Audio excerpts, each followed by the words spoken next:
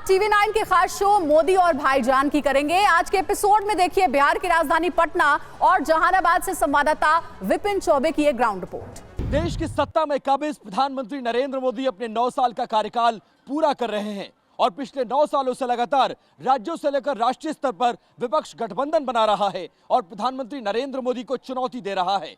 इसी बात को लेकर हम इस वक्त मौजूद हैं बिहार के जहानाबाद जिले में और ये समझने के लिए कि देश का मुसलमान विपक्ष की एकता और इस गठबंधन को लेकर क्या सोचता है। बार बार प्रधानमंत्री नरेंद्र मोदी को जिस तरह से घेरा जा रहा है उसको लेकर मुसलमानों की सोच क्या है और मुसलमानों को लेकर प्रधानमंत्री ने जो योजनाएं बनाई है क्या वो धरातल तक पहुंची हैं, ये जानना बहुत जरूरी है। जहानाबाद में मौजूद हैं आज की रिपोर्ट जहानाबाद से, जहां बताएंगे कि जहानाबाद का मुसलमान क्या सोचता है और विपक्षी एकता को कैसे देखता है। तो बने रहिए हमारे साथ जहानाबाद से आज की ग्राउंड रिपोर्ट। जहानाबाद में दाखिल होने के बाद सबसे पहले हम पहुंचे हैं अल्पसंख्यक कल्याण बालक छात्रावास।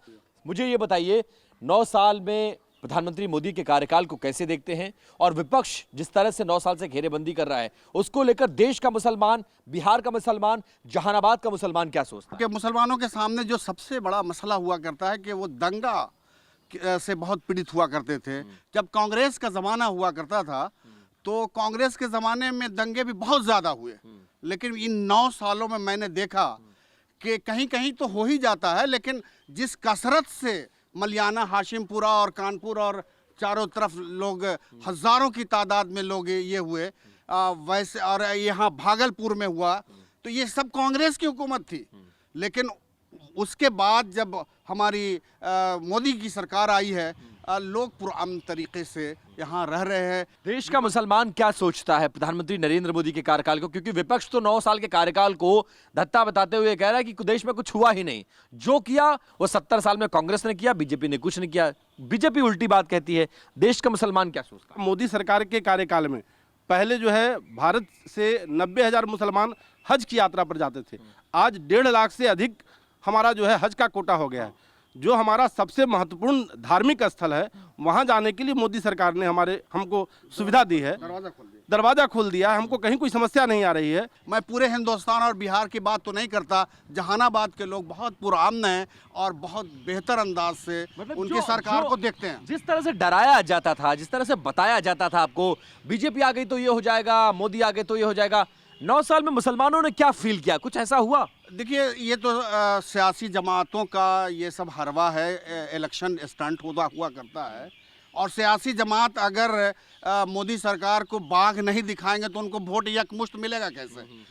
लेकिन सच्चाई ये है कि ऐसा को डरा कर आज तक वोट लेते आई है। बिल्कुल बिल्कुल, आज तक तो कुछ उनके लिए आप ही बता दीजिए कि कुछ किया है उन्होंने। इस बात से इत्तेफाक रखते हैं आप? मिला है वो तो सामने है, लेकिन जहाँ तक 70 साल की बात है, मुसलमान जहाँ था वहाँ 70 साल में वहीं रहा।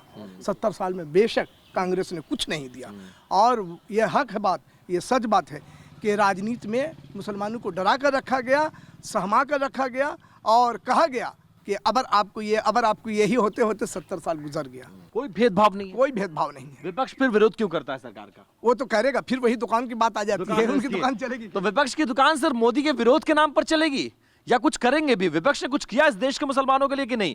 मोदी सरकार की जहां तक बात है, ये 9 सालों में उन्होंने अच्छा योजना लाया है। मुसलमान बीजेपी को और प्रधानमंत्री नरेंद्र मोदी के चेहरे पे वोट देने को तैयार हो गया। आपको लग रहा है ये परिवर्तन आया इन 9 सालों? बहुत परिवर्तन आया है। जब पहले आज से 9 साल पहले मुसलमान बीजेपी की तरफ देखना नहीं चाहता था, 1 या 2% जो उनके अपना कार्य करता था, लेकिन आज कम से कम इतना तो परिवर्तन है कि 20-25% उनको वोट मिल रहा है। 25% मुसलमान दे रहा है वोट? अच्छा, ये आंकड़ा है आपके पास? जी। तो मतलब बिहार का जो मुसलमान है वो बदलाव के लिए तैयार है, लेकिन उसको स्पेस चाहिए। उत्तर प्रदेश में स्पेस मिला और उसका रिजल्ट भी बीजेपी को मिला है।